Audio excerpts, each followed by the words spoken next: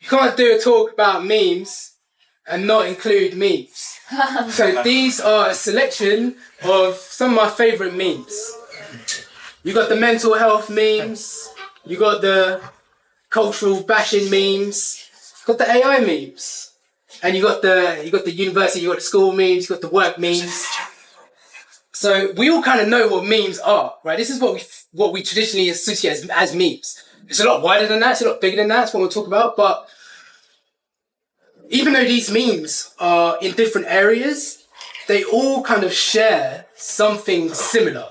You know, they're funny. You know, they have that element of surprise. When something's funny, it has an element of surprise. When something has an element of surprise, it grabs your attention better. As you know, we're in an attention economy. You know, this is what the other thing that they do is they share an underlying truth about something that we don't often verbalize. You know, this is what connects memes. But I'm gonna say now, meme coins are not about memes. You know, I'm gonna talk about why in a bit, but meme coins are not about memes. That's the other point I want to make. But like I said, can't do a presentation about memes and not include memes. I'm missing the crypto memes. It needs a whole slide for itself. You know, what I find funny about these memes is that they operate in another category that's more around like collective coping. You know, it's more about a sharing mechanism, a coping mechanism that's shared between everyone. You know, some of my favorite memes out here. This is my favorite meme ever, maybe. And it's about the worst scam coin on earth, right? And this scam coin has more than 27 trillion in circulation. An unlimited supply cap, only one node, 25% minted in the last, let's say, 2 years, and 1% of holders own 30% of the coin, maybe more now. Now, I'm not going to say what coin, what dollar, what country this belonged to, because you all know I can't say that. It was the US dollar. This is Phantom. Phantom wallet are a wallet on Solana that put out an ad last year for a social media associate, an intern, and the salary was $120,000 a year. Seems crazy, but when you think about it, it shows how important meme culture is, and it shows how difficult it is to do. Like, we all know people, or companies or brands that have tried to do memes and done it so bad and it's so cringe that it negatively affects them, negatively affects their brand. So this shows how difficult it is to do and how valuable it is. So what actually are memes? Right, let's actually talk about this now. This is funny because I saw this when I was looking on Trump Coin website. I was scrolling through the website and I saw this in the FAQs. What is a meme? And I thought, this is a meme in itself. Like, I can imagine people's newbies, boomers, like scrolling through it. Like, what actually is a meme? Actually using this legit. Like, but it is useful because it pulls out a dictionary definition, which is true. It's an idea, behavior, style, or usage that spreads from person to person within a culture. So what this means is memes are units of cultural transmission. It's not just the internet jokes that we've seen. It's bigger than that. It's wider than that. Memes have existed from way beyond that. You know, another phrase that's been used is they are word and image viruses. And, you know, this expands out the definition because, you know, their behaviors, styles, usage. Like, this is a meme. You know, this is a meme. This is a meme. You know, so, you know, this is the point I wanted to get. Memes are bigger than just internet jokes. They're units of cultural transmission. And what memetics grasps the unconscious significance of images, symbols, and phrases. So the unconscious significance of memes is that underlying truth that is beyond vocalization. People don't often talk about it. That's why memes are so powerful. So the word meme was coined in 1976 in a book called The Selfish Gene by Richard Dawkins. And this book is a banger. It goes in deep. So what he talks about is genes exist, right? We all know what genes are, genetics, and genes transmit information through DNA, right? Through biology. Memes are like genes, but instead of transmitting information through biology, they transmit information culturally, through communication, through imitation. So the same way information will pass through genetics, through biology, information passes through society through memetics. So genes and memes are very similar. And memes, like genes, undergo variation and selection. This is how they influence human culture. They influence human behavior. Memes and genes, they both do the same thing. You have genetic variation, genetic selection. The same thing happens with memes. Different memes compete for attention and retention in human minds. So the best memes, the best genes, they'll persist throughout society. And that is what shapes evolution. It's what controls human behavior, and it's what shapes society. So memes are way deeper than just images. They're so deep. And this is the quote in the corner on the bottom left from the book. And he says, when you plant a fertile meme in my mind, you literally parasitize my brain, turning it into a vehicle for the meme's propagation in just the way that a virus may parasitize the genetic mechanism of a host cell. Goes in deep. You can weaponize memes. Now think about the woke mind virus. This is a mental parasite that the reason why it's weaponized is because these ideologies can cause people to suffer, can cause people to harm other people or themselves. Another couple of quotes here are important. This is Virgil Abloh. So Virgil Abloh he's passed away now, but he's a fashion designer, and he created the Off-White brand. He gave a talk that I was listening to, and he said this in the talk. He talked about memes. He said, "Embrace memes. Modern culture thrives off the ironic. Humor is an entry point for humanity."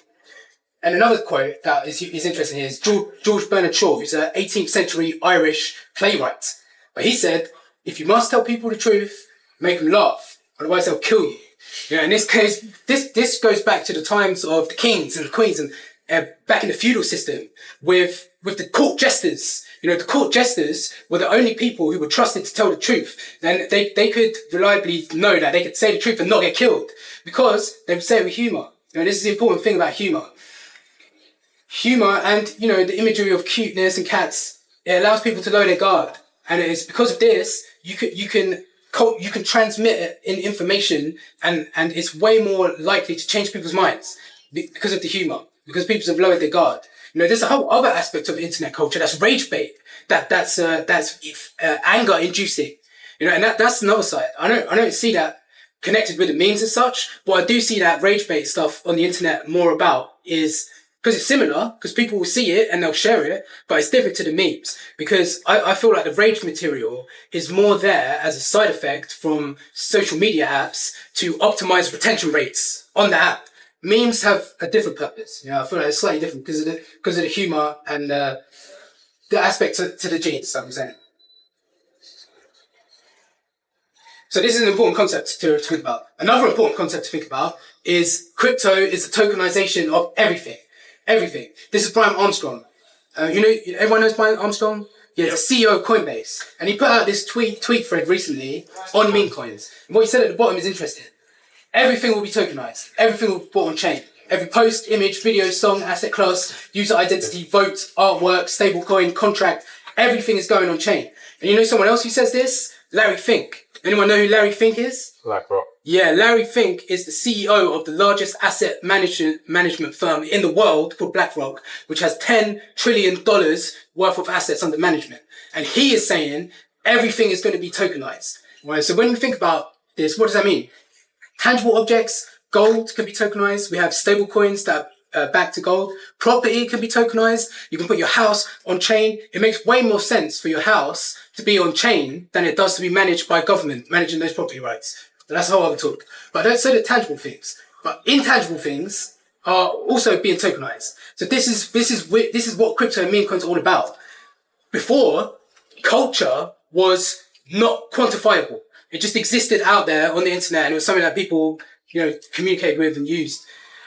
Now, meme coins, culture is being tokenized. It's being quantified with meme coins. So crypto is the tokenization of everything, but meme coins are the tokenization of culture.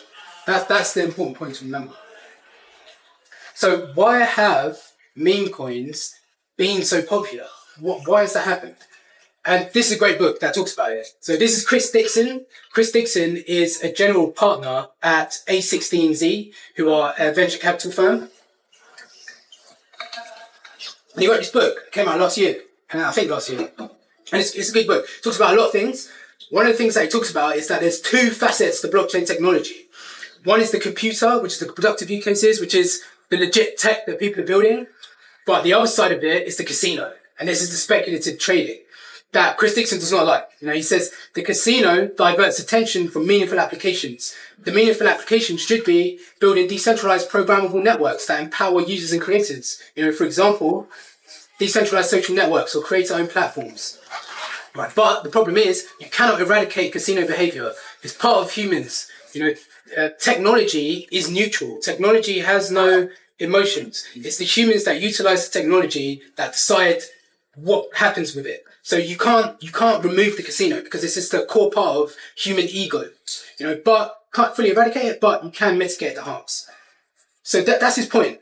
But there's people that say, memes, the casino side of things, it has some benefits. You can admit that it's not good. Some of it's not good, but there's some benefits, which is driving blockchain adoption and liquidity. So one of the main people that is ideologically opposed to Chris Dixon is Murad, right? So this guy, Murad Mammadov, he is, I don't know his background. He's just the meme guy. I think he was an analyst before at JP Morgan or something, but he did a talk that was released 4 months ago, September 2024, at Token 2049 in Singapore. And this talk is one of the most viewed crypto talks ever, from a single person at a conference. And the reason why it's such a popular talk is because he talks about memes in a way that I've never heard anyone talk about ever. So he talks about the casino exists, right? He agrees, right? The casino exists. These are PvP, player versus player, meme coins. There's two people out there just trying to cut each other down. First one to make money wins. And he admits this is 99% of the space. This is 99%. But he differentiates to what Chris Dixon is saying by talking about something else that Chris Dixon doesn't mention. And this is PvE, player versus environment, cult coins. This is why Dogecoin and Trump coin, all the successful big meme coins have been so popular, because what they're doing that's different is the cult aspect. They are financialized neo-religions that are tokenizing faith. That's what they're doing. That's the aspect that he doesn't mention. And this bit is the interesting bit. This bit is big. He goes in deep on it. So this thesis is interesting. It's super interesting. So what he talks about is the reason why meme coins were created was a natural response to low float, high FDV VC coins. What does that mean, right? What are low float, high FDV coins? Float is circulating supply. So a low float is, say for example, a coin gets released with only 10% of the supply released. That's low float, low circulating supply. The other 90% is locked, and it's slowly released to people that have invested early at a much lower price, who are normally VCs, venture capitalists. And what they do is they will get the token unlock and they'll dump on retail, dump on you and me. So this is what people saw. And this is why meme coins start popping off, because it's people's response. No VCs, no unlocks, no white papers, no roadmaps. It's just a token, it's just a community, and VCs can fuck off, basically. That's the point. And what he says is that the space is speculation first, not tech first. People don't care about the tech.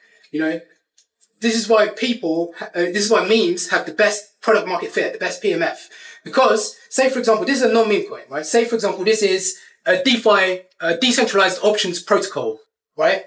They're building something. This is the green bit. They're building something legit tech, but a lot of it is narrative and speculation. Compared to a meme coin, right, which doesn't have this fundamental, but what this non-meme coin is doing, they have to worry about 3 things. They have to worry about the decentralized options protocol that they're building. They have to worry about that software. They have to worry about the token, and they have to worry about the community. This meme coin does not have to worry about software. It only has to worry about the token and the community. But this is good for meme coins because they have no execution risk. They could completely fail in building this platform and completely just break the project. And then say, for example, they do it and they complete it and it all goes well. They have smart contract risk. All these assets, all this money that's been put on the DApp, it can get hacked any moment. All of that can go to zero. So this is why meme coins have this advantage over non-meme coins. And they have this product market fit because retail actually don't care about tech. They care about other stuff we'll talk about. It's making money, obviously, but other stuff as well. So the other powerful point is crypto is a token production industry masquerading as a software production industry. That's the point. This is why it's talked so popular, because he just says real shit. And the token is the product. This is the point with the memes. People think, oh yeah, the software is the product, it's decentralized, blah, blah, blah, it's a product. It's not, it's all for show. The token is actually the product. And then the other point is, every coin is a meme coin. Every coin is a meme coin. Because you can see here, even whatever tech they're saying they're building, at the end of the day, the price is mainly driven by the narrative and speculation. That's the real shit. That's the real deal. Even Bitcoin, right? Even Bitcoin, the value is essentially derived from the collective belief in it. And there's other things as well. The US dollar, the pound. These are meme coins. These are meme coins. The value is determined by the shared perception of its significance. That's the point. And the interesting thing is, Bitcoin has got so big with where it's gone to, with zero marketing. And the reason is because of that, but also because when people own it, they evangelize it. When you own something, you evangelize something. That's what contributes to this narrative and this speculation. So that's what was super interesting. But it's the cults. It's the cults that's so important. People don't care about the tech. People don't actually care about the tech. What people care about is making money. Obviously, that's the main thing. Having fun and belonging. So those are smaller levels. But obviously, we know about making money, and we can get that. But what I find interesting is when he talks about belonging. Because it goes deeper than this. It goes deeper. Because religion is in decline. Globally, society. So this talk is a comment on culture and society. Religion is declining. Most people are spending their time online. They're lacking purpose. They need moral authorities that they're attaching their meaning to. This is why Trump's been so big. He's taken that mantle. He's filled that void. And it's a great breeding ground for cults. I don't think this is good, by the way. I don't think this is healthy. But this is what it is. And it's important to remember, meme coins are the symptom. They're not the cause. Meme coins are the symptom. They're not the cause. So religion is declining in society. And there's a void that is left. But it's not just meme coins that have filled this gap. Any brand, any community, any experience are filling this gap. Think about any clothing brand. People are attaching their meaning to that. Any experience, CrossFit, yoga, football teams, any brand like Apple, Tesla.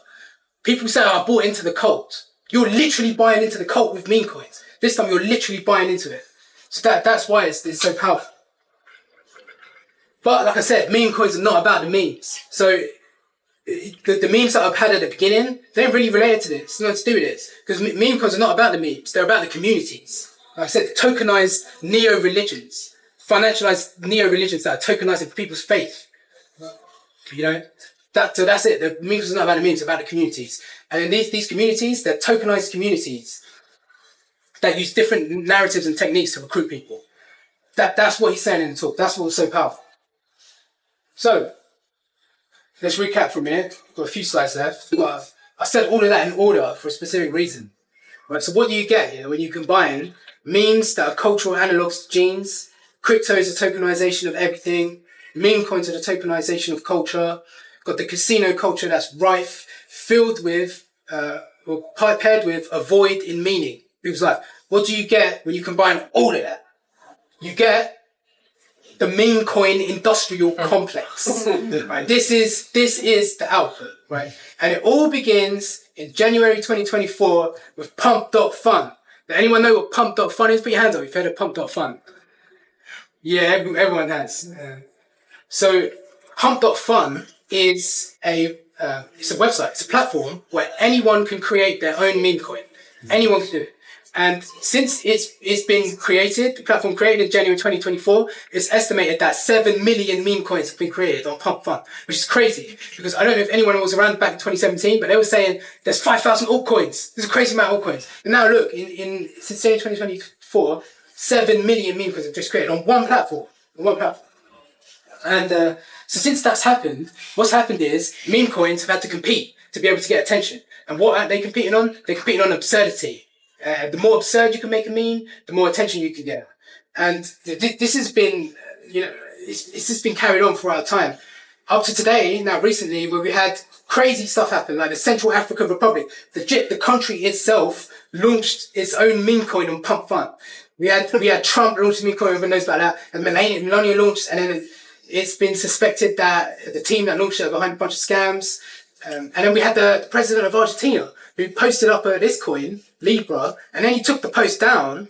And I think he tweeted about it again. And then, I know, it's all a shit show. But currently, right now, he's had a number of lawsuits against him that he has to fight against. So it shows that this thesis that Murad had, about communities, about fairness, about opposing these institutions, it's kind of down the toilet now.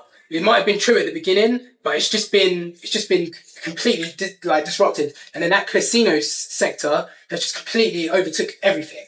So it's fucked. It's fucked up right now. And it feels like the closing of the Memecoin casino. Because what happened is recently, the other thing is, some guy killed himself on Pump Fun. He killed himself on a live stream for a meme coin. I don't see how you can get more absurd and more crazy and more surreal than that. So it feels like we've hit the peak, we've hit the top. I don't know how you can get more nuts than that. But resentment is at an all-time high. The casino is closing. This is how bad things can get, I see. So, this is the bad. I spoke about the bad. Then I've got to talk about the good. And we're at DeSci London. So there's a lot of good projects that have utilised the memetic theory in order to help them mobilise their energy to create more, contribute more. But we're at DeSci London, so let's talk about a few DeSci projects. I have no affiliation to any of these projects. These are some projects that I've seen that have been popular in the space, that have used memes and memetic theory in order to gain more attention, to gain more funding, to advance science. So the first one is Yes No Error. Has anyone heard of this? Yes No Error is it's an AI proofreader for scientific papers. So what it is, it's an AI that is reading papers, and it looks for any inconsistencies, any inaccuracies, and it tracks all of it on chain. So it's fully transparent. And then the second project, Research Hub. You know how Research Hub is? It's a platform where scientists can publish papers, but you can do more things than that. Like scientists can get paid. You can get paid in research coin for peer reviewing papers, which normally scientists don't get paid for that. So these new projects about Yes No Error was it was funded by Mark Andreessen, who spoke about it. He pushed it out on Twitter. It really made it go viral. And Research Hub, the CEO of Coinbase, Brian Armstrong, is part of that team. So he's pushing it as well. So both of these projects have got this viral. I say they're here, but maybe a bit more green, a bit more fundamentals. But they've got this virality, this memetic energy that's been associated with them, that's allowed them to gain more funding, that's allowed them to advance science, essentially. So, there is good here.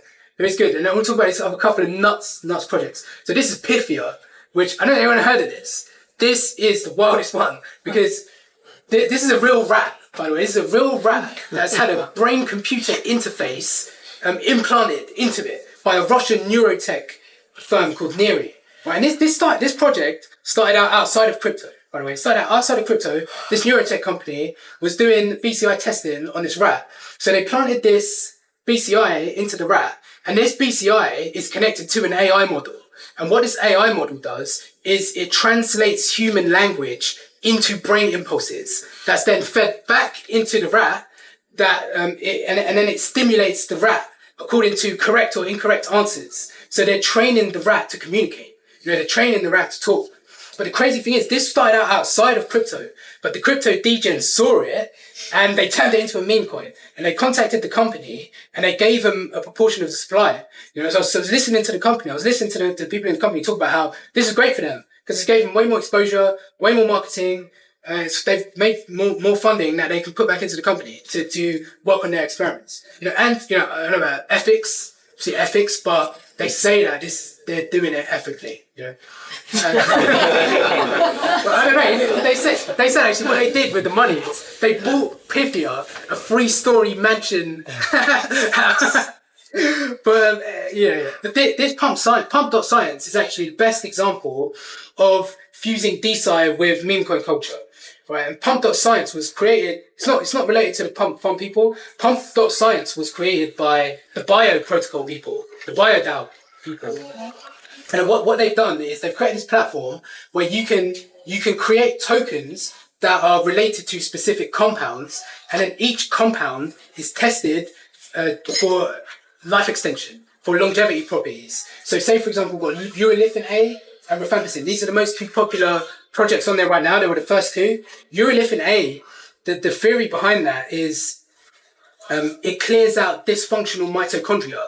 And by clearing out dysfunctional mitochondria, you boost muscle health and increase energy. That's the theory. And then rifampicin is traditionally an antibiotic. But what they found, what the theory is that it can help with longevity because it can protect the cell against oxidative stress. So these were launched and people have bought into them. And initially, the testing begins with worms. And then once it hits the more funding threshold, it moves on to testing through flies, and then through mice, and then through humans. That's the idea.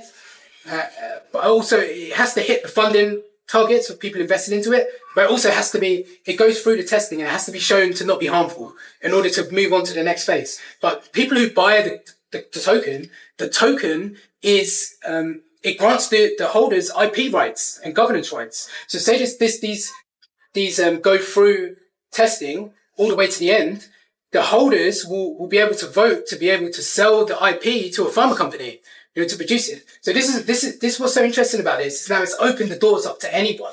Anyone can get involved, and the funding is through the people. So it's not how it usually is with institutions are the only people who can get involved, and funding only coming through grants. So that's the good. That was bad. This is the good. What I want to end on is this. This is the last slide. Where do we go from here? And what I want to think about is when we're talking about where do we go from here, I'm thinking about what are fundamental principles that have existed throughout time, and also where are we going as a society? Where are we going as a civilization? One important principle to remember is something Chris Dixon says, which says new tech is often dismissed as just a toy. Right. So when you think about, imagine YouTube or TikTok, way back when they began, people said this is just for kids. It's just a toy that people are using to play around with. And you hear the same kind of things that people are saying about meme coins. But when you look back at YouTube and TikTok, things like that, what they were doing, these play use cases were there to stress test the system. And when real use cases come in, people building their entire careers off YouTube. That's when you could say that the system has been tested enough and able for these real use cases to actually materialize on it. So this is what I feel like is happening with meme coins. And we're moving into a post-value society, right? What is a post-value society? A post-value society is one where traditional economic and material measures of wealth, so for example, growth, profit, resource accumulation, these are no longer the center anymore. They're losing their central role. And what's taken over are alternative forms of value that are not tied to the traditional hierarchy. So, for example, digital metrics, social media metrics, communities coming in, communities deciding what we should prioritize, what we should count as the metric to be measured. And then also intrinsic metrics, self-expression, environmental sustainability, social equity. This is where it looks like we're heading to as a post-value society. Some would argue parts of us are already there. But what's important about this post-value society is that it's digitally native. So the main asset, the scarcest asset, is not capital. It's not the traditional hierarchical capital. It's attention. So if we know that tokens are the native asset class of information networks, anything that can capture human attention sustainably for a period of time can become a major asset. So what does this look like? Where does this look like this meme coin casino death is going to be rebirthed into? It's not clear, but a couple of people have ideas. And Chris Dixon says creators will realize that tokens are the best way to monetize. Creators, and someone else, this is the Brian Armstrong tweet thread, the end of it, where he talks about meme coins have a role to play here. And I think I think will evolve to help artists get paid, track trends, or who knows what. It's too early to say, but we should keep exploring. So what this looks like to me, what I believe is that this is just the beginning. We've seen the glimmers of tokenizing the attention economy. And I feel like it's not clear, but I feel like this is where we're heading to. The attention economy is going to get more tokenized, but instead of play use cases, real use cases are going to come in around creators who are going to be able to use these fundamentals to be able to actually provide for others and create and live and have an occupation that they can get paid for reliably. So that's the talk. The last slide is this that I want to mention quickly. We have the DeSci London conference happening the 12th and 13th of April. Scan this QR code if you want to check out more and get tickets.